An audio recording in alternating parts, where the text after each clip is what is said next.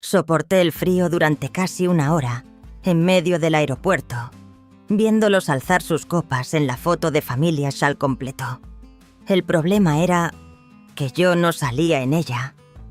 Si alguna vez te has sentido apartada por tu propia familia, si alguna vez has sentido que te invitaban solo para llenar un asiento, en lugar de porque de verdad te quisieran allí, quédate y escucha esta historia. Y si algo de ella resuena contigo, no dudes en dejar un comentario. Creo que no estamos tan solas como pensamos. Mateo me llamó un sábado por la tarde justo una semana antes de Nochebuena. Lo recuerdo porque estaba descongelando un picantón en el fregadero preparándome para mi cena sencilla. El teléfono sonó y su nombre apareció en la pantalla. Lo miré durante unos segundos antes de contestar porque Mateo rara vez llamaba sin un motivo concreto. ¿Tienes planes para Nochebuena, mamá? Su voz era más dulce de lo habitual. Era extraño. Mateo nunca se le dio bien ocultar sus intenciones. Le dije que pensaba quedarme en casa a asar unas patatas, poner la radio y ver una vieja película en blanco y negro. ¿Tú sola?, preguntó. Me reí. Pues ¿con quién más si no? Mateo guardó silencio unos segundos. Luego dijo: los niños y yo queremos que vengas en avión. Estamos preparando una gran cena. Va a estar todo el mundo. Simplemente no estaría completa sin ti. Enfatizó las palabras «no estaría completa», como si las hubiera ensayado frente al espejo. Me quedé quieta dejando que esa frase se hundiera en mi pecho. Durante años siempre había sido yo la que llamaba primero. Siempre la que preguntaba «¿nos juntamos este año?». Y cada vez la respuesta era algo como «puedes pasarte si estás libre». O «estamos intentando ajustarnos a un presupuesto». Pero esta vez Mateo me estaba invitando. Sofía incluso apareció en la pantalla detrás de él. Sonrió mientras removía algo en el fuego y me saludó con la mano. Los niños pasaron corriendo. Paula preguntó: ¿vas a traer tarta, abuela? Lucas no dijo nada, pero sonrió de esa forma que los adultos llaman educada. Asentí. Le dije que estaría allí. Sin dudarlo. No pregunté quién compraría el billete. No pregunté si había una habitación libre preparada. Colgué el teléfono con una extraña ligereza en el corazón, como si alguien por fin se hubiera acordado de mí, después de un largo y profundo sueño. Esa noche saqué una pequeña caja de madera del cajón de mi escritorio. Mi caja de emergencia. Contenía billetes antiguos y bien conservados, justo lo suficiente para un billete de ida y vuelta si tenía cuidado. Entré en internet y encontré un vuelo barato. Era para el jueves por la mañana aterrizando en Madrid a las 15:10. Pagué 12 euros extra por un asiento de ventanilla porque no me gusta que me agobien y últimamente las rodillas me dan problemas. Al día siguiente pasé por la mercería y compré un ovillo de lana de color lila pálido para tejerle una bufanda a Paula. Un color que una vez dijo que era relajante como el algodón de azúcar. También compré una caja de chocolate negro para Sofía del tipo que una vez elogió antes de decirme que no me molestara. Metí en la maleta la bufanda, el chocolate, unos viejos libros infantiles que aún olían a papel y una lata de galletas de avena. Las había horneado la noche anterior con pasas y canela, del tipo que Lucas se había comido 3 el año pasado, sin decir una palabra. También empaqué 3 conjuntos de ropa, incluyendo una Rebeca nueva, de color azul marino que había encontrado en una tienda outlet. Me quedaba perfecta, ni demasiado holgada, ni demasiado ajustada. Me hacía sentir visible. No más joven, simplemente presentable. Mientras doblaba la última camisa, me detuve. Una sensación familiar me invadió a la vez, cálida y fría. Recordé el cumpleaños de Mateo hacía unos años cuando Sofía me envió un mensaje. Si te viene bien, pásate. Pero no compres nada, no es necesario. Aún así fui. Aún así llevé una tarta. Aún así me senté en la silla junto al perchero. Pero esta vez era diferente. Me dije a mí misma. El miércoles por la noche dejé una pequeña nota pegada en la puerta de casa. Fuera unos días. Si llega correo importante, por favor no llamen. Me he ido por un motivo excepcional. Alguien de verdad quiere que esté allí. Le envié un mensaje a Mateo. Llego mañana por la mañana. Aterrizo a las 15:10. ¡Qué ganas de veros a todos! Respondió con un único emoji de corazón. Sin palabras. No sospeché nada. Pensé que a veces una pequeña señal es todo lo que necesitas para creer que alguien se acuerda de ti. Esta vez lo creí. Desembarqué exactamente a las 15:10, tal como decía el billete. El aire en Madrid no era gélido, pero un viento seco me atravesaba el abrigo como si buscara una vena. Arrastré lentamente mi maleta más allá de las puertas de embarque, buscando entre la multitud un saludo familiar. Olas de pasajeros pasaban a mi lado, algunos con mochilas, otros empujando carritos de bebé, algunos con ramos de flores, otros sosteniendo carteles con nombres escritos. Y luego estaba yo con solo una maleta de ruedas inclinada y una bufanda morada cuidadosamente tejida a mano, guardada en mi bolso. Esperé en nuestro punto de encuentro habitual, la puerta B, justo debajo del cartel con un avión blanco sobre fondo azul.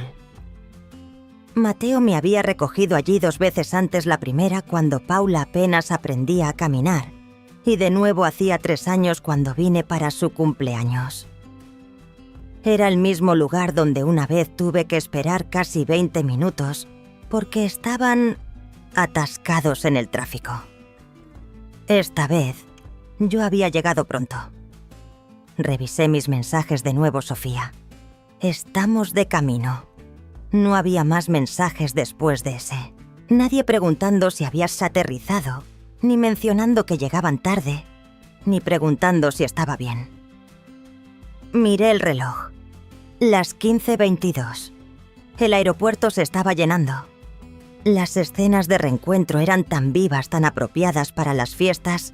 Abrazos, risas, lágrimas, niños gritando ¡Abuela!, antes de correr a unos brazos abiertos. Me apoyé en una columna tratando de parecer serena. No quería sentarme por miedo a que la gente pensara que me habían olvidado. Quizá estaban de camino, pensé. Quizá había tráfico. Quizá Lucas necesitaba ir al baño o Sofía se había olvidado el móvil en casa. Creé estas excusas una por una como si extendiera cartas para ocultar la verdad evidente que se revolvía en mis entrañas. Abrí mi bolso y saqué mi iPad para volver a comprobar el vuelo para asegurarme de que no me había equivocado. Era el mismo número de vuelo, la misma hora, la misma ciudad. Al encenderse el dispositivo me preguntó automáticamente sincronizar iMessages con la antigua cuenta de iCloud. Fruncí el ceño. Había usado la antigua cuenta de Mateo hacía años para ayudarle a gestionar unas facturas. Debí de olvidarme de cerrar la sesión. Abrí la aplicación de mensajes solo para asegurarme. Y entonces lo vi. Apareció un chat de grupo Nochebuena 24. No sé por qué hice clic en él.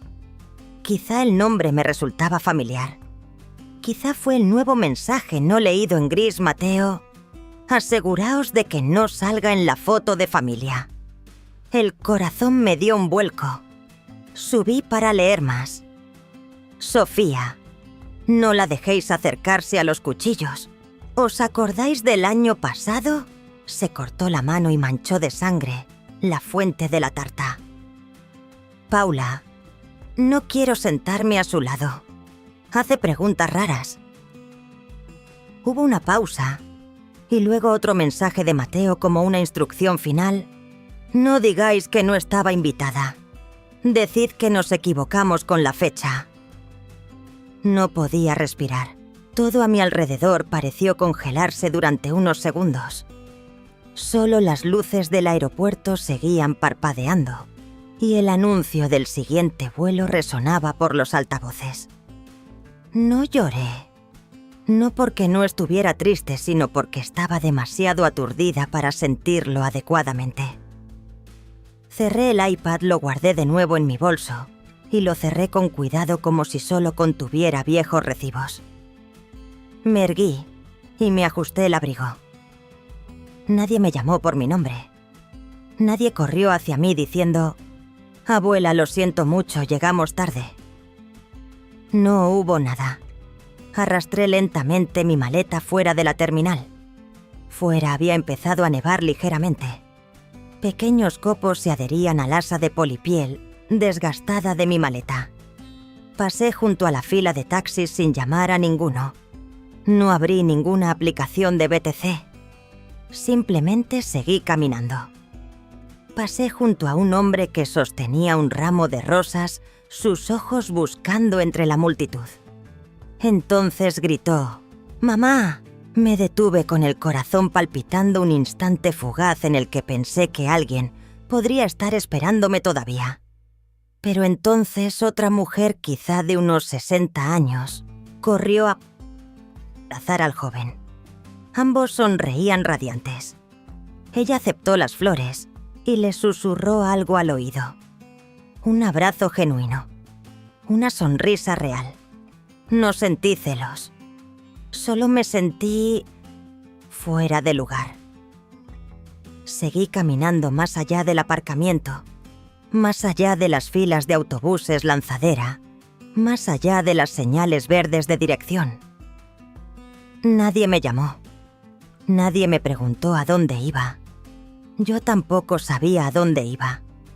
Solo sabía que no podía quedarme quieta en un lugar donde no me querían. No sé cuánto me alejé del aeropuerto. Solo sabía que mis zapatos negros de tacón bajo no estaban hechos para aceras cubiertas de gravilla y sal. La tela empezó a calarse y la puntera me rozaba el dedo gordo, un dolor sordo y punzante. Pero no me detuve. No tenía destino ni lugar al que volver. Aproximadamente 1 kilómetro después vi un letrero rojo descolorido mesón de tina. Era un edificio bajo de color gris ceniza, con las ventanas empañadas por la condensación. Unos recortes de papel con forma de pavos y hojas de arce estaban pegados torcidamente en el cristal como si los hubieran hecho niños de preescolar. Dentro había una luz amarilla pálida y calor. Empujé la puerta. Una pequeña campana sobre mi cabeza tintineó un sonido débil pero amable. El mesón era pequeño con solo unas 6 mesas y 3 personas sentadas en la barra. Una pareja de ancianos comía sopa en silencio. Un hombre con una chaqueta de Correos Express estaba rellenando su café. El olor a fritura y canela se mezclaba con el aroma de los asientos de vinilo. La camarera, una mujer con el pelo castaño recogido en una coleta alta, se giró y me sonrió. «Feliz Nochebuena, cielo», asentí entrando con la mano aferrada al asa de mi maleta como un reflejo. «Feliz Nochebuena a ti también. Siéntese donde quiera. La cocina va un poco lenta, pero todavía tenemos una tarta buenísima». Elegí un reservado junto a la ventana desde donde podía ver el aparcamiento. No por las vistas, sino porque necesitaba ver que el mundo seguía moviéndose ahí fuera, incluso cuando yo sentía que acababan de expulsarme de él. Me quité el abrigo y lo colgué en el gancho junto al asiento. Mis manos temblaban ligeramente, frías y secas. Me senté acercando mi bolso como un perro bien educado que se ha perdido. «Tenemos tarta», dijo la camarera entregándome un menú. «De queso de Santiago o arroz con leche. Y té si le apetece. De queso, por favor. Y té negro si tiene». Ella sintió con un bolígrafo detrás de la oreja. A veces es todo lo que una necesita, ¿verdad? Un trozo de tarta y una bebida caliente pueden arreglarlo casi todo. Logré esbozar una pequeña sonrisa. Quizá tenía razón. Cuando se fue, saqué un pequeño cuaderno de mi bolso. Era un diario de color azul marino que llevaba conmigo casi 5 años, lleno de listas de la compra, frases de películas y cosas que nadie me preguntaba, pero que yo quería recordar. Lo abrí en una página en blanco, pero no escribí nada todavía. El té llegó primero en una taza de cerámica con un pequeño desconchón en el borde del agua aún humeante. Luego vino la tarta, un trozo ni muy grande ni muy pequeño, con un pegote de nata montada inclinado hacia un lado. La base estaba ligeramente agrietada y el relleno olía a canela y jengibre. Comí, sin prisa. No para nadie más, no para recibir elogios ni críticas. Comí simplemente porque tenía hambre y porque ese trozo de tarta era mío. Pensé en todos los años, en todas las cenas de Navidad que había preparado con la frágil esperanza de que me dieran las gracias, o al menos se dieran cuenta. Y entonces, como si fuera lo más natural del mundo, me incliné y escribí en mi cuaderno: no soy un plan B, no soy una sobra, no soy el acompañamiento en el festín de otros. Subrayé la última frase 3 veces. Los trazos del bolígrafo eran un poco temblorosos pero firmes. No lloré. Extrañamente me sentí más ligera. Cuando terminé dejé dinero en efectivo sobre la mesa y volví a salir. El viento era más frío ahora. Una fina nieve caía como polvo sin llegar a cuajar en el suelo. Encontré un hostal barato en la esquina llamado Komatsu. Hostal del Valle. El letrero de neón tenía una L que parpadeaba. Entré en el vestíbulo vacío. Un hombre de mediana edad, con un grueso jersey de cremallera, veía un partido de fútbol en un viejo televisor colgado en la pared. ¿Necesita una habitación?, preguntó sin apartar la vista de la pantalla. Sí, para una noche. Tengo la 114 al final del pasillo. Es básica. Le di mi DNI y el dinero en efectivo. Me entregó una llave unidas a una etiqueta de plástico roja con el número 114 descolorido y desgastado. La habitación era tal como esperaba, una luz fluorescente que zumbaba una manta que rascaba y paredes del color de la crema manchada. Pero la calefacción funcionaba y el baño estaba limpio. Me quité los zapatos y me senté en el borde de la cama. El dolor de los pies se había extendido a la parte baja de la espalda. El televisor de la habitación aún tenía antena. Lo encendí. El único canal era una teletienda. Lo apagué. Saqué mi cuaderno. La página en blanco seguía esperando. Añadí una línea más justo debajo de las otras 3. Nadie te guarda un sitio. Trae tu propia maldita silla. No dormí bien esa noche. Entraba y salía del sueño escuchando el viento golpear la ventana, el sonido lejano de los motores en la autopista y el suave zumbido del minibar que sonaba como una respiración. Pero en todo ese silencio vi una cosa con claridad. Estaba harta de esperar. Recordé que hacía 2 Navidades. Sofía me envió un mensaje corto. Si no es mucha molestia, puedes venir. No compres nada. Tenemos un presupuesto ajustado. Aún así fui. Aún así llevé una tarta, pañuelos bordados y un manojo de piñas que había atado con un cordel. Paula no me miró. Lucas estaba con el móvil. Mateo comió rápido y se levantó de la mesa. Sofía me dio las gracias y luego dejó la tarta que llevé en la encimera de la cocina sin cortar. Me fui a casa al día siguiente. Nadie preguntó si había llegado bien. Esta noche no había traído nada conmigo, solo a mí misma sentada en una habitación sin decorar, sin flores, sin velas, sin una silla de sobra. Pero me sentía más presente que en cualquier fiesta de los últimos años. Y eso pensé, era el comienzo de algo. A la mañana siguiente me desperté antes de las 6. No por una alarma. Nunca la pongo. Tenía mi propio reloj interno, ese tipo de hábito madrugador del que la gente bromea que tienen los mayores.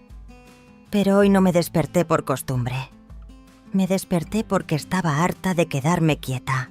Preparé una taza de café con la vieja cafetera de la habitación del hostal. Estaba amargo, ácido y se enfrió demasiado rápido, pero me lo bebí todo. A veces algo lo suficientemente malo puede despertarte mejor que cualquier cosa perfecta. Miré por la ventana un momento. Luego abrí el móvil. No había mensajes nuevos. No es que los esperara, pero una parte de mí aún albergaba la esperanza de que Mateo o Sofía me enviaran una explicación. Algo que dijera que me había equivocado, que la foto era antigua, que había malinterpretado el chat. Pero no había nada. Era hora de actuar. No pasaría otro día al margen de mi propia vida. Me puse la Rebeca azul marino ligeramente arrugada, me recogí el pelo con esmero y guardé mi cuaderno en el bolso. Luego arrastré mi maleta hasta el vestíbulo del hostal, hice el checkout y llamé a un taxi para que me llevara a la sucursal del banco, que había usado durante 20 años. La sucursal estaba en la esquina de una calle principal junto a una lavandería y una farmacia. Había estado allí cientos de veces e incluso conocía los nombres del guardia de seguridad y de la cajera pelirroja que se jubiló el año pasado. Todo parecía igual: el suave ding de las puertas automáticas de cristal, los mostradores protegidos por metacrilato, las hileras rectas de sillas de plástico azul. Me acerqué al mostrador principal y me presenté. La joven sonrió. «Hola, Senrasa Guerrero. ¿En qué puedo ayudarla?», dije. Quisiera revisar todas mis cuentas. Y quiero detener todos los pagos automáticos recurrentes. Ella sintió. «Permítame buscarle un asesor que la ayude». Pulsó un botón en su teléfono. Un minuto después apareció una mujer joven, más de lo que esperaba. Tenía los ojos brillantes, el pelo rubio cuidadosamente recogido y una blusa blanca impecable. Sonrió al verme. «¿Será Herrero?», preguntó, y entonces sus ojos se iluminaron. «Soy Laura. Usted fue mi profesora de literatura en cuarto de la ESO, en el Instituto Calderón de la Barca». Me detuve un segundo. Entonces recordé. Una chica tranquila de pelo rizado que solía leer libros bajo el pupitre. Sus notas eran normalitas, pero siempre entregaba los deberes a tiempo. Sonreí. Laura Reyes. Esa misma. Nos dimos la mano. Su apretón era firme y cálido. Fui directa al grano. Hoy quiero detener todas las transacciones relacionadas con Mateo y Sofía Herrero. Todas. También quiero comprobar si alguien más aparte de mí tiene acceso a mis cuentas. La expresión de Laura cambió ligeramente. Luego asintió. Lo comprobaré ahora mismo. Se sentó y tecleó furiosamente con los ojos pegados a la pantalla. Al cabo de un momento, frunció el ceño. No dijo nada. Esperé. «¿Ciérralas, Herrero?», dijo en voz baja. «Hay una tarjeta suplementaria en su cuenta de ahorros, emitida a nombre de un Mateo Herrero. Se abrió en marzo pasado. No recordaba nada de esto. Su cuenta de jubilación tiene configurada una transferencia recurrente para un préstamo de coche a su nombre. Empezó en junio.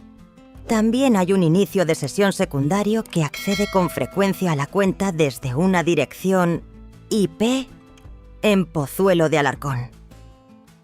Apreté más fuerte mi bolso.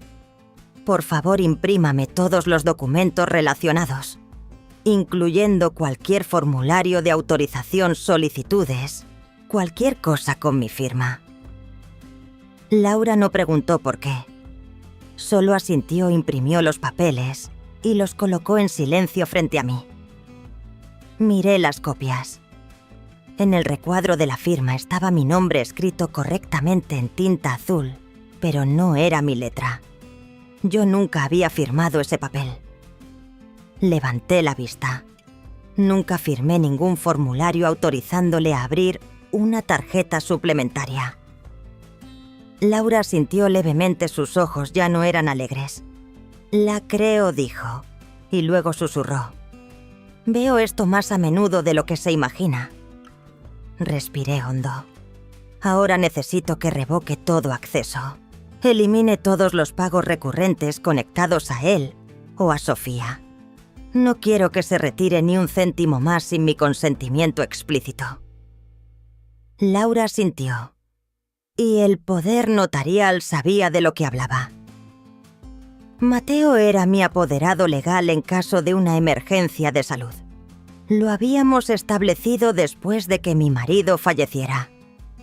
Revóquelo. Hoy. Ahora mismo. Laura introdujo la orden e imprimió 2 formularios más. Los leí con atención, firmé en cada espacio designado con la mano firme. Cuando terminé, ella tomó los papeles y los guardó en un archivo. Quiere también bloquear los dispositivos que han estado iniciando sesión desde Madrid todos. Estuvimos sentadas unos minutos más mientras ella lo finalizaba todo. No dije mucho. Laura no insistió en los detalles. Todo sucedió en un silencio que era a la vez sofocante y liberador.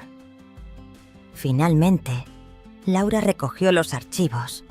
Me miró y dijo en voz baja: No es la única a la que le pasa esto, pero no todo el mundo tiene el valor de afrontarlo de inmediato como usted. No supe qué decir. Solo asentí. Una parte de mí quería llorar. Otra se sentía vacía.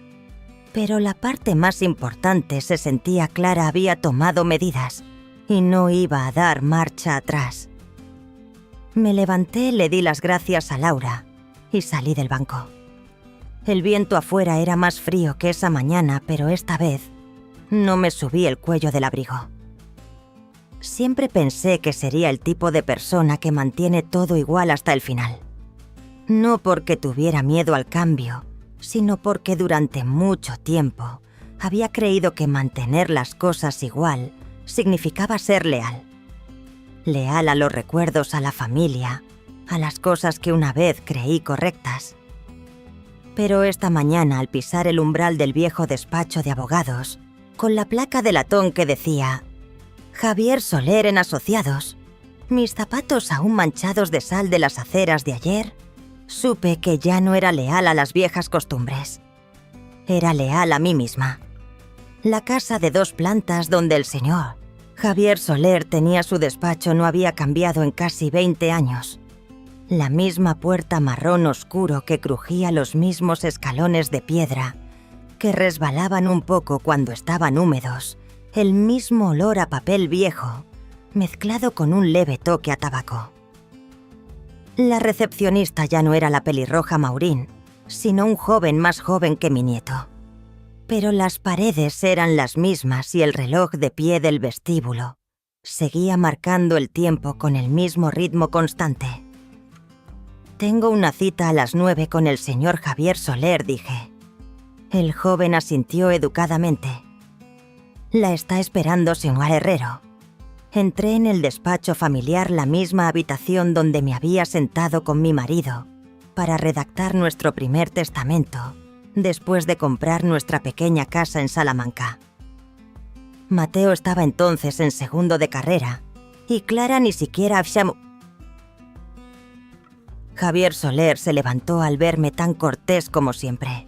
Su pelo era completamente blanco ahora y su corbata de rayas seguía ligeramente torcida como siempre.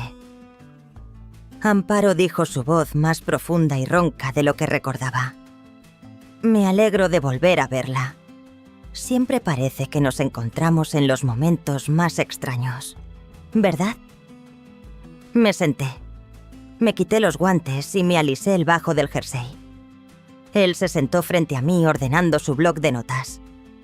Un gran cambio, ¿verdad? Lo miré un momento. Luego dije lenta pero firmemente. No lo estoy cambiando porque esté enfadada. Lo estoy cambiando porque he despertado. Javier Soler asintió sin hacer más preguntas. Empezamos a revisar el antiguo expediente. El testamento anterior era claro. El 60% de mis bienes se dividirían a partes iguales entre Mateo y sus hijos. El 20% para Sofía, si yo fallecía antes de los 80, y el resto se distribuiría a Pomu, a un fondo benéfico a nombre de mi marido. Todos esos términos habían tenido sentido una vez, pero ahora me hacían sentir como si me hubieran doblegado hasta convertirme en la versión más vulnerable de mí misma. Elimine a Mateo y Sofía de toda la herencia, dije. Sin previo aviso. Sin dar ninguna razón. Entendido, anotó Javier Soler. Quiero establecer un fideicomiso irrevocable para Clara Avery. Es mi nieta, la hija de Mateo de su primera mujer. Nunca ha olvidado mi cumpleaños. Ni una sola vez. Javier Soler sonrió levemente. Recuerdo a Clara. Envió una nota de agradecimiento por esa pequeña beca a la que usted y yo contribuimos hace años. Asentí. Quiero que el fideicomiso se utilice solo para educación, vivienda, salud y emergencias. Pero cada retirada debe tener mi aprobación por escrito. Y si usted fallece antes de que el fondo se agote, quiero que Clara sea la fiduciaria sucesora, nadie más. Pasamos casi una hora revisando los bienes, cuentas bancarias, fondos de jubilación, la pequeña cartera de acciones que dejó mi marido, la casa en la que vivo, e incluso la parcela de tierra que poseía en Vermont y que Mateo una vez dijo que era un desperdicio de impuestos sobre la propiedad. Firmé en silencio en cada espacio designado. No necesitaba tiempo para pensar. Ya había pensado suficiente. Después Javier Soler dijo: ¿le gustaría incluir una carta? Una especie de carta de intenciones para explicar su decisión. No es obligatorio, pero a veces ayuda a los vivos a entender. Guardé silencio unos segundos. Luego asentí. Escribiré una. Pero no para Mateo. La escribiré para Clara. Le pedí prestada una hoja de papel y escribí a mano. Mi caligrafía no era tan firme como antes, pero era clara, cada trazo deliberado. Escribí lentamente, sin correcciones ni tachaduras. Clara, una vez me dijiste que yo era el lugar más seguro del mundo. En ese momento, no supe qué decir. Así que simplemente te abracé y dije: yo siento lo mismo. Ahora es mi turno de cumplir esa promesa. Dejo todo lo que tengo, mi dinero, mi casa, incluso mis sueños inacabados, a la única persona que alguna vez me vio como un ser humano, no como una cartera andante. Si alguna vez alguien te pregunta por qué puedes enseñarle esta carta, o no, no le debes una explicación a nadie. Te quiere la abuela. Doblé la carta y se la entregué a Javier Soler. Incluya esto con el expediente, dije. Si ella pregunta, dígale que su abuela todavía recuerda exactamente lo que se siente al ser querida. Él asintió colocando respetuosamente la carta en un sobre aparte. Cuando salí del despacho, el aire seguía frío. Caminé una manzana hasta una vieja tetería en la esquina. Solía vender bolsas de té Darjeeling, preparado por el dueño en una tetera de porcelana inglesa. Ahora tenía nuevos dueños y era menos formal, pero seguía siendo cálida. Elegí una mesa junto a la ventana y pedí una tetera de té negro con una rodaja de limón. Cuando llegó, di el primer sorbo. Estaba ligeramente amargo y el calor se extendió por mi cuerpo. Miré hacia la calle, donde el tráfico era escaso. Una mujer pasó con su perro una bufanda de punto roja alrededor del cuello, las manos en los bolsillos. Nadie se fijó en mí. Nadie miró mi mesa. Nadie preguntó quién era, de dónde venía o a dónde iba. Y por primera vez en años, estuve en paz con eso. No necesitaba un testigo para conocer mi propio valor.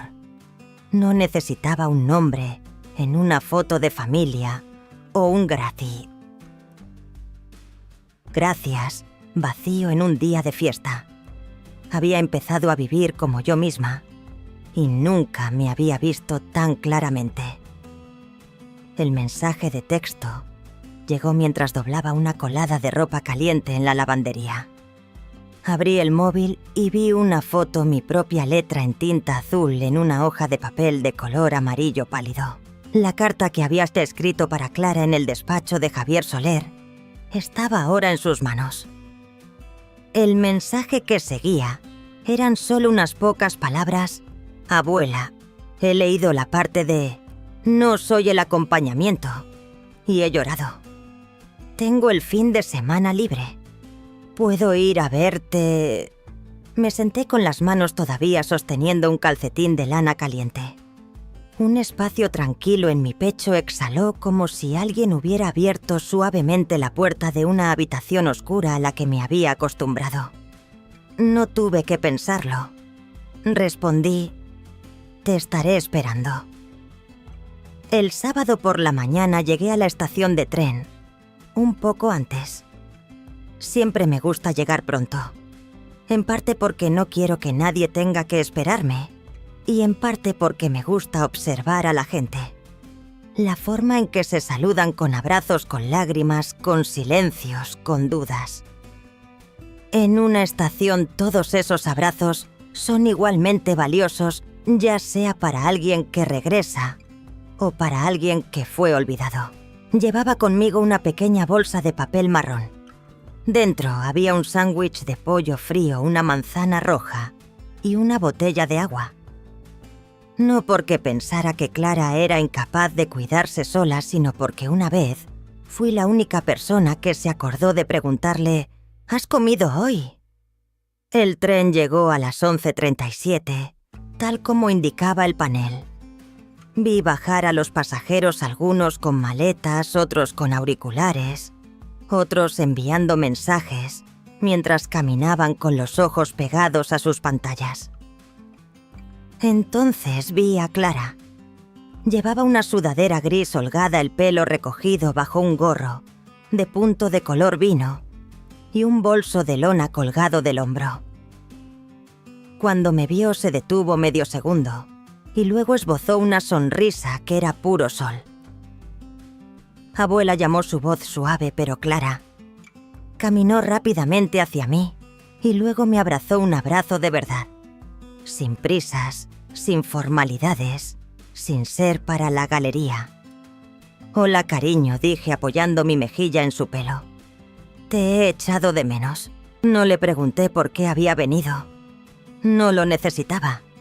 Ella no ofreció más explicaciones.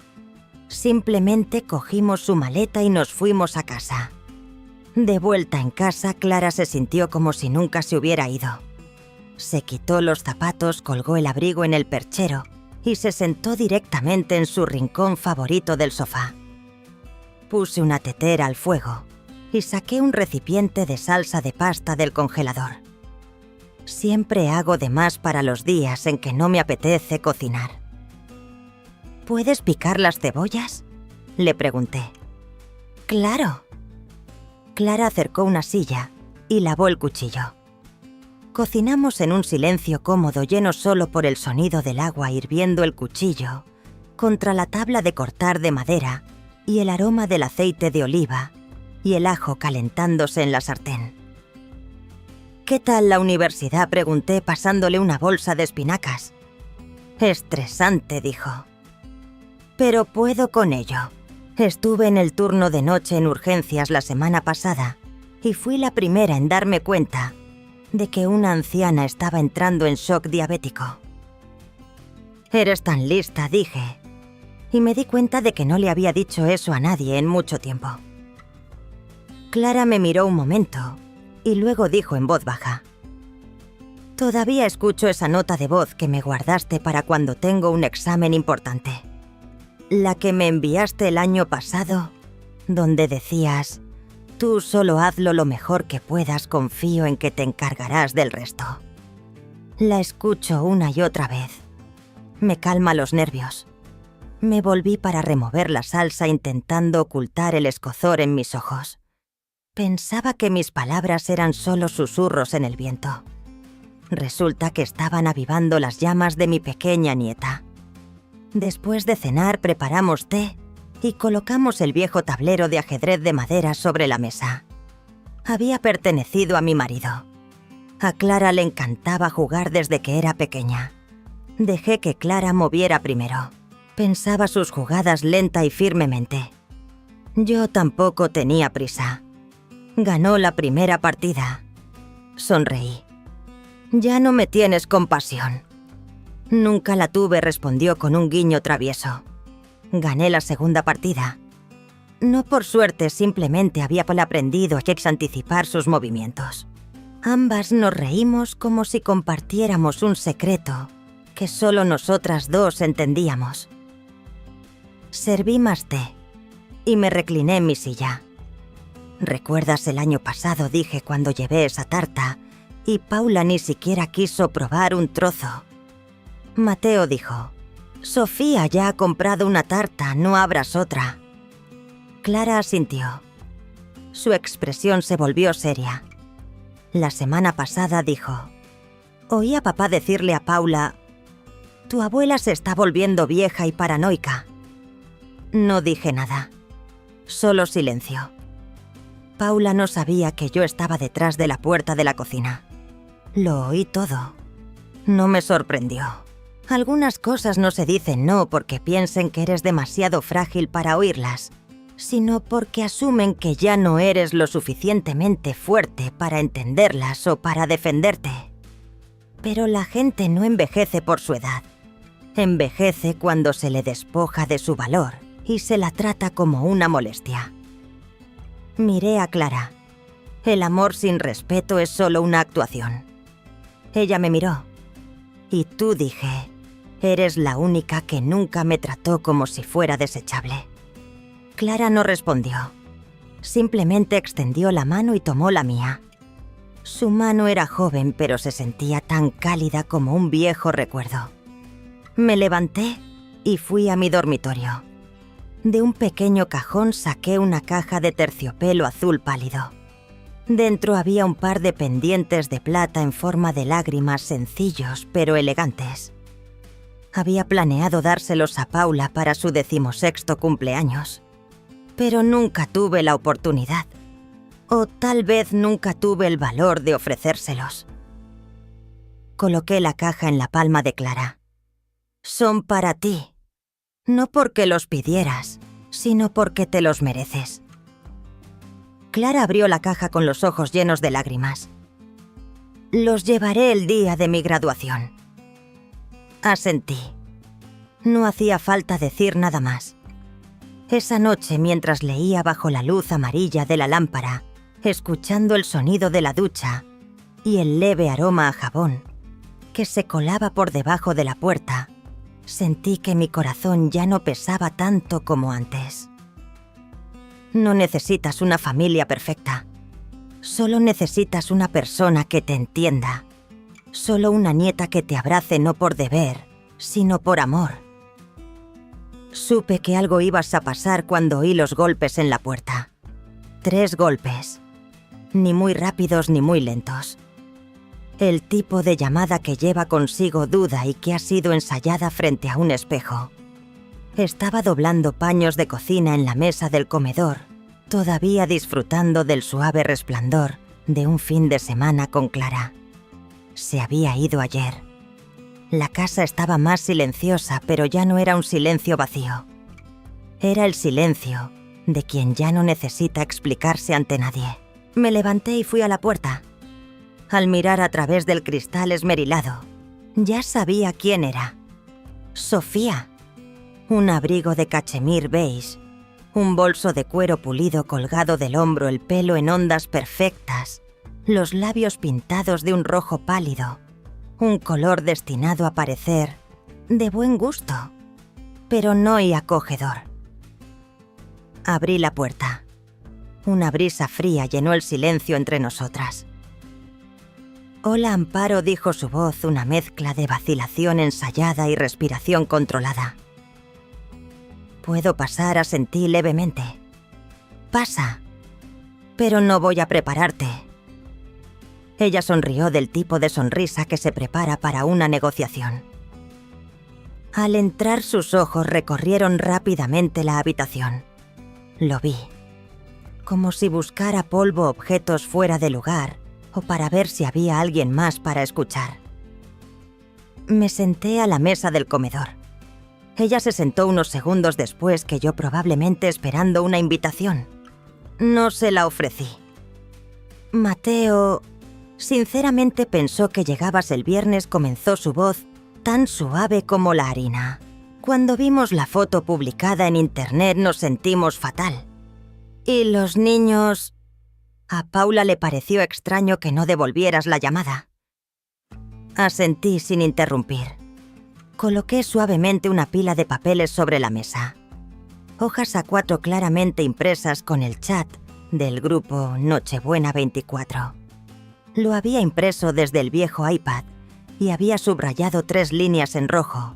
«Aseguraos de que no salga en la foto de familia». Se cortó la mano y manchó de sangre la fuente de la tarta.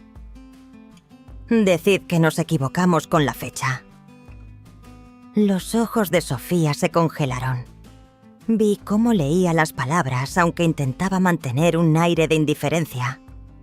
«Estábamos estresados con la organización», dijo su voz, quebrándose ligeramente. «No queríamos excluir a nadie». Incliné la cabeza. «Tenéis hijos. ¿Sabéis lo que se siente al ser excluido?», no respondió.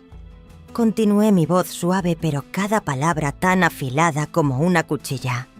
«No se dicen esas cosas de la gente a la que quieres, a menos que nunca la hayas querido de verdad». Su rostro se endureció. Pude ver cómo luchaba por mantener la respiración uniforme. «¿Sabe Mateo que has cambiado el acceso?», preguntó intentando mantener un tono neutro. «Quiero decir, las cuentas, el fondo para la matrícula de Paula, el seguro, la casa». La miré directamente a los ojos. «No necesito que Mateo lo sepa. Solo necesito que lo sienta cuando ya no pueda retirar nada». El silencio se apoderó de la habitación durante varios segundos.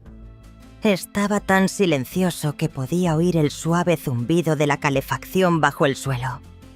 El leve aroma del té Earl Grey de ayer todavía flotaba cerca de la encimera de la cocina. Sofía me miró un momento más.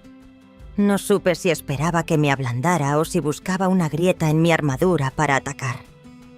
Dijo su voz bajando a un tono más bajo e íntimo, quizás un último intento. «Lo siento si te sentiste excluida de la vida de la familia». Dejé escapar una pequeña sonrisa sin humor.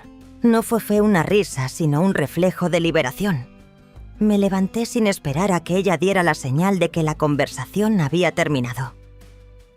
«No necesito el permiso de nadie para sentir nada», dije. «No lamentas que me excluyeran. Lamentas que tuviera el valor de levantarme y marcharme de la mesa». Ella guardó silencio. Su sonrisa se congeló en su rostro. Se levantó, se ajustó el abrigo y cogió su bolso. «Intentaremos hacer lo correcto. Mateo todavía te considera...» Para interrumpí. No necesito oír ni una palabra más de alguien que decidió quedarse mirando mientras me hacían a un lado. Se mordió el labio. Asintió. Caminó hacia la puerta sin prisas, pero no miró hacia atrás. La puerta se cerró suavemente tras ella. Tan suavemente que ni siquiera hizo un clic distintivo como si no quisiera dejar rastro. Me quedé allí unos segundos más con la mano en el pomo.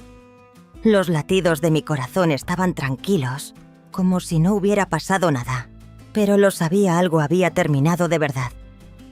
Volví a la mesa del comedor. Guardé el registro del chat en su carpeta. La cerré.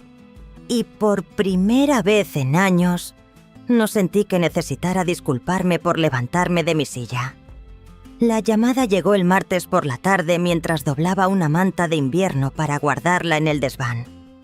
El sol estaba bajo, proyectando una luz naranja pálida sobre las finas grietas del viejo techo. El teléfono sonó 3 veces, se detuvo y luego volvió a sonar. Miré la pantalla. Mateo. No me sorprendió.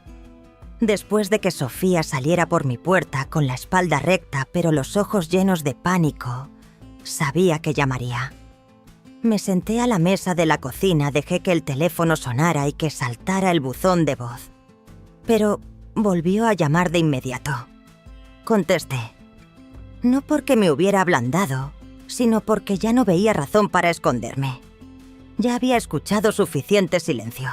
Podía escuchar unas cuantas palabras más si eso era lo que se necesitaba para cerrar la puerta definitivamente.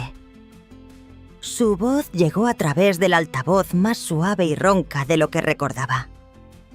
Mamá dijo: Mateo, sé que algo va mal, pero sinceramente no entiendo por qué tomarías una decisión tan extrema. No respondí de inmediato.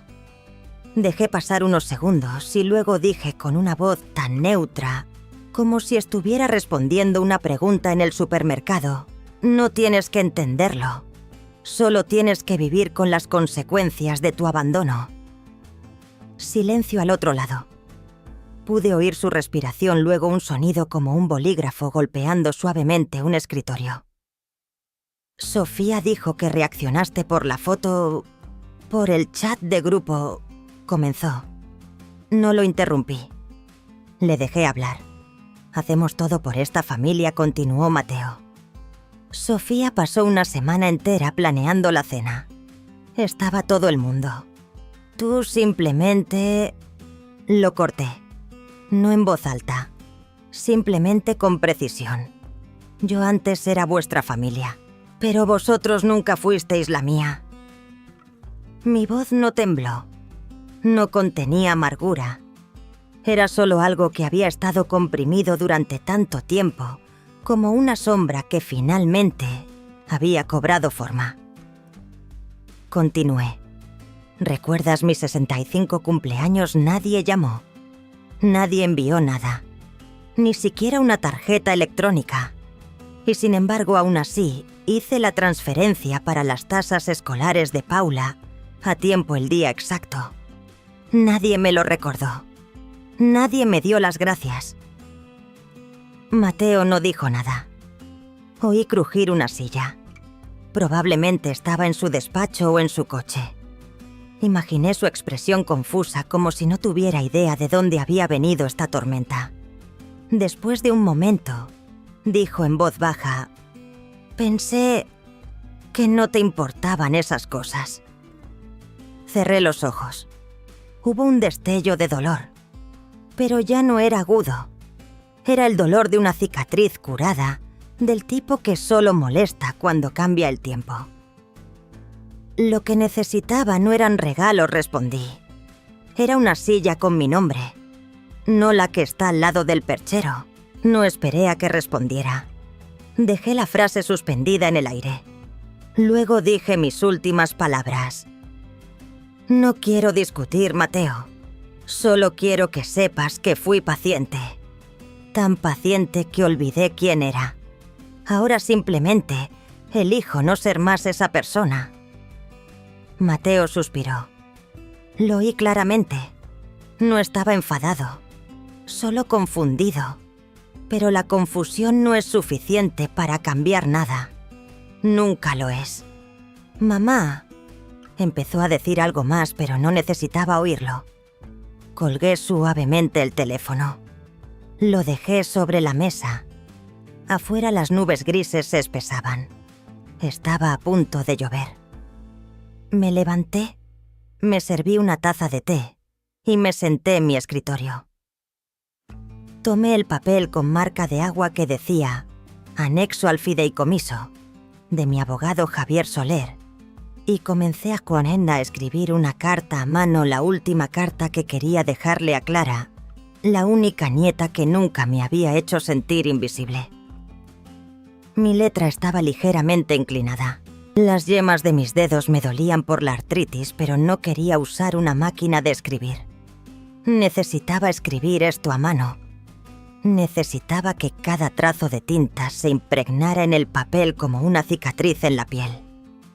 Mi queridísima Clara, algún día alguien podría decirte que tu abuela fue una mujer enfadada, una mujer amargada, una mujer que le dio la espalda a su propio hijo. Si eso ocurre, no tienes que defenderme. Pero si alguien pregunta y quieres contárselo, entonces, diles la verdad. Tu abuela fue amable hasta que se desgastó. Solía darles a todos los demás un asiento en la fiesta solo para que le permitieran sentarse en un rincón y escucharles reír. Daba sin pedir, creyendo que tenía que ser de bajo mantenimiento para que la conservaran. Pero al final tú fuiste la única que me vio como una persona real. No como una obligación, no como una herramienta, no como un telón de fondo para que la familia pareciera completa. Y por eso todo lo que tengo, sea poco o mucho, te lo dejo a ti. Te querré siempre, la abuela. Doblé la carta y la metí en el sobre preparado. Lo etiqueté privado. Abrir cuando sea necesario. Suspiré. No de tristeza, sino de alivio. Acababa de terminar una conversación que debería haber terminado hacía mucho, mucho tiempo. No por venganza, solo por liberación. No recuerdo la última vez que subí al desván. Quizás fue la primavera pasada cuando necesité encontrar la caja de adornos de Navidad. Quizás fue hace más tiempo. Pero esta mañana abrí la pequeña puerta del desván. En el pasillo bajé la escalera de madera y subí no para buscar nada en concreto, sino para encontrar algo que me pertenecía, que una vez fue mío, antes de perderme en el sueño de otra persona. El desván olía a polio y a polvo y a madera vieja. El sol de la mañana entraba por una pequeña rendija iluminando las motas de polvo flotantes. Acerqué una silla de madera, me senté entre las cajas de cartón y los contenedores de plástico y respiré lentamente.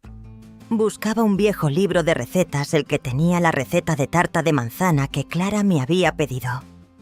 Pero mi mano rozó una caja de cartón azul marino gruesa y sellada con cinta adhesiva amarillenta.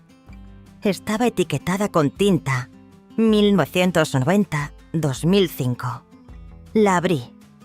Las fotografías cayeron en mi regazo como hojas secas en un porche. Una foto de Mateo a los 8 años con la cara arrugada por el sol, abrazando una calabaza más grande que él.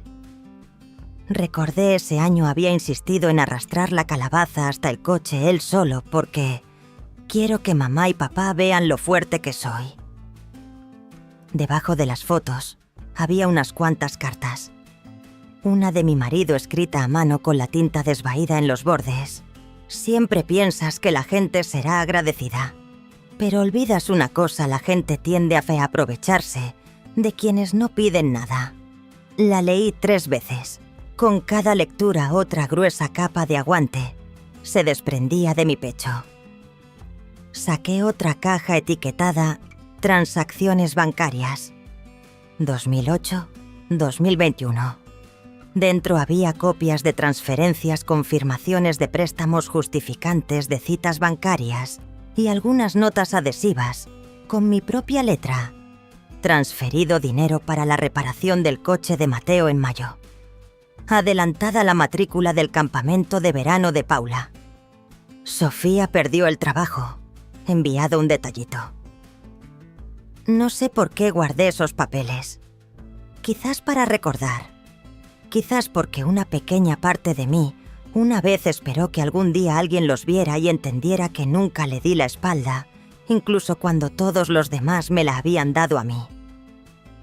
Bajé algunos de los papeles. Los extendí sobre la mesa bajo la cálida luz amarilla de mi lámpara de escritorio. Saqué un bolígrafo y escribí cada concepto claramente. No para demostrar nada, sino para verlo por mí misma.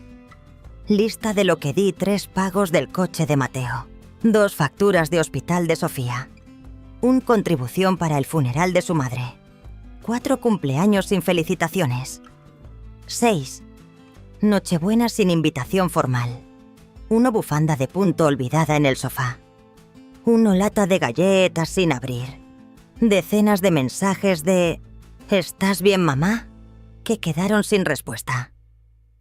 Me detuve. Luego pasé a una página nueva. Lista de lo que aún tengo: mi voz, mi memoria, mi pelo cano que ya no tiño, la bufanda que Clara se llevó a casa, la vela que sigue ardiendo cada noche que ceno sola. Clara. Cerré el cuaderno. Me sentí ligera. Era un inventario que ya no servía para infligir dolor, sino para demostrarme que seguía aquí de pie en medio de las cenizas que yo misma estaba barriendo. Esa noche preparé sopa de lentejas. Siempre me ha encantado en el frío. Cocinar para uno no es algo triste si sabes para quién cocinas. Puse la mesa para 2 con una silla vacía frente a mí. No porque estuviera esperando a nadie. Coloqué esas sillas allí, como un recordatorio. Este asiento ya no está reservado para quienes una vez se sentaron en él solo para hacerme sentir pequeña en mi propia casa. Encendí una vela.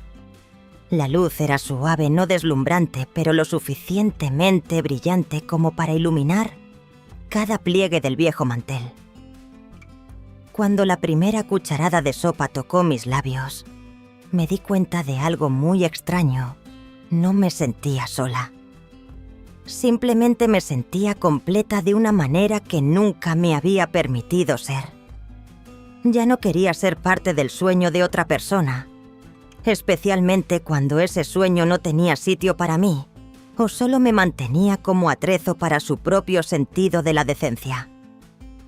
No necesitaba ser la que ellos recordaran si solo se acordaban cuando necesitaban sacar dinero o cuando necesitaban mantener la imagen de una familia tradicional en un álbum de Facebook. Solo necesitaba ser yo misma con una cocina cálida, una lista clara y una silla vacía a la que yo tenía derecho a ponerle nombre. La primera semana de diciembre el frío se volvió real. Ya no era ese aire fresco que podías soportar con una chaqueta ligera, sino ese tipo de frío que te hacía doler las rodillas y te obligaba a meter periódicos en las rendijas del marco de la puerta para bloquear la corriente. Pasé la mañana del sábado decorando mi porche. Nada lujoso, una corona de pino seco del mercado de agricultores, unas cuantas tiras de luces amarillas enrolladas a lo largo de la barandilla de madera y una pequeña ristra de campanillas de latón colgada del pomo de la puerta. Me subí yo misma a una silla para colgarlas lenta y cuidadosamente. No para que un transeúnte las elogiara. No para que los niños del vecindario le hicieran una foto, sino porque quería que esa luz fuera mía cuando abriera mi puerta. Por primera vez en años hice algo no porque otros lo vieran. Lo hice porque necesitaba ver que esta casa seguía viva. Y yo también. Esa tarde recibí un paquete de Vermont. Supe de inmediato que era de Clara. Siempre escribía el remite con una caligrafía ligeramente inclinada, la última letra de su nombre siempre un poco más larga de lo necesario. Abrí la caja. Dentro había una foto Polaroid. Era Clara de pie en medio de su habitación de la residencia de estudiantes con el pelo en un moño alto, llevando los pendientes de plata que le había regalado. Su sonrisa no era perfecta, un poco torcida, completamente genuina, la iluminación un poco tenue, pero me vi a mí misma en ella. Debajo de la foto había un dibujo tosco, claramente de cuando Clara era una niña pequeña. Las palabras estaban escritas con un cerote verde emborronado. Abuela, Eclen Hogar. Me quedé en silencio. No lloré, pero coloqué la foto en mi mesita de noche, junto a la lámpara, y guardé el dibujo en mi cuaderno donde conservaba las cosas que realmente importaban. Mi teléfono vibró 2 veces al anochecer. Un mensaje de Mateo. Eso ha sido algo muy cruel, mamá. Nunca pensamos que elegirías hacer esto.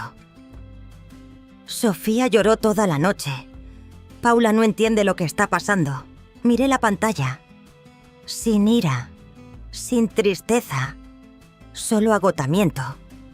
No cansada por las palabras que escribían, sino porque una vez intenté hacer de todo para evitar este preciso momento, el momento en que me convertían en la alborotadora simplemente porque había dejado de aguantar. Apagué el teléfono.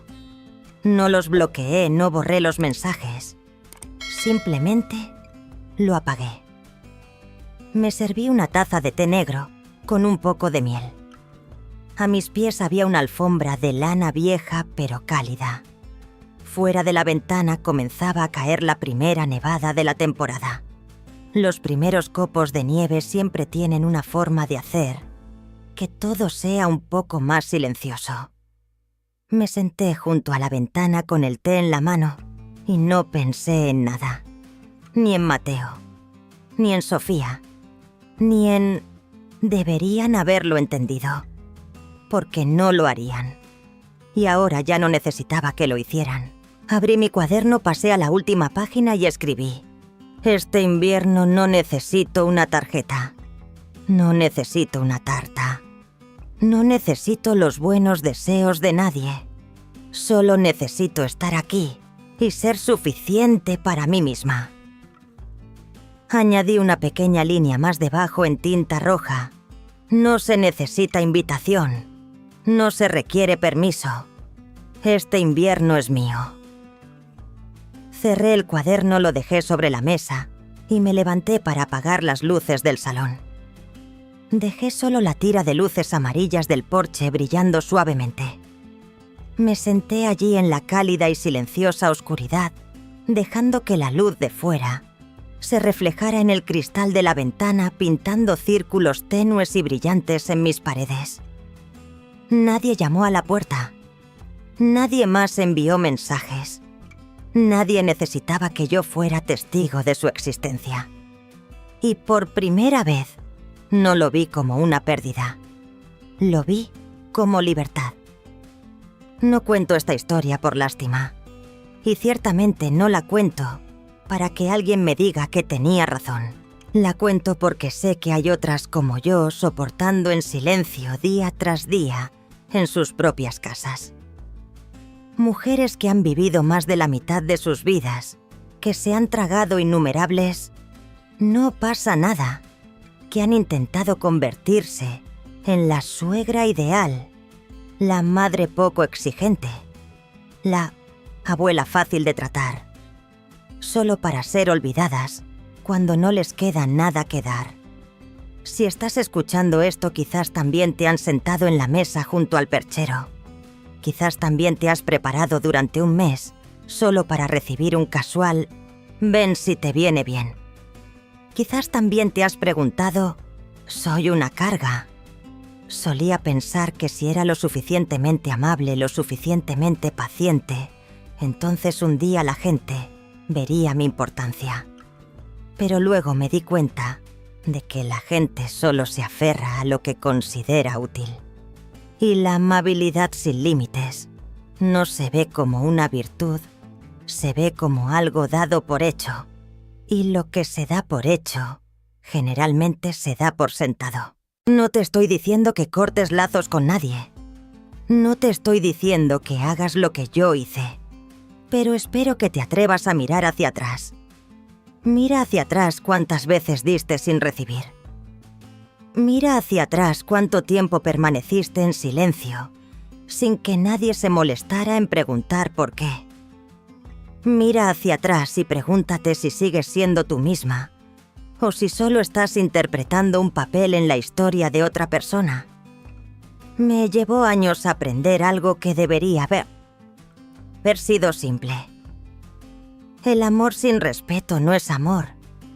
La familia sin cuidado es solo una palabra. Y tú tengas el pelo cano, vivas sola o nadie te escriba para ver cómo estás cada día, todavía mereces vivir una vida de valor. No para la aprobación de otra persona, sino para que puedas mirar hacia atrás y decir: viví fiel a mí misma. Si estás escuchando estas palabras y sientes que algo se remueve en tu corazón, eso no es debilidad. Es tu corazón diciéndote: basta. Y si alguna vez alguien te ha hecho sentir que tu presencia era opcional, algo que podían tomar o dejar, por favor recuerda esto. No eres el acompañamiento en el festín de otros. Si alguna vez te has sentido ignorada o relegada a los márgenes en tu propia familia, deja un comentario. No tienes que compartir mucho. Un simple «conozco ese sentimiento» es suficiente para que otra persona sepa que no estás sola. Comparte esta historia con las mujeres que amas, porque a veces una historia que sentimos como nuestra es lo único que nos da el valor para levantarnos, dejar la silla, que ya no nos sirve, y elegir una luz propia.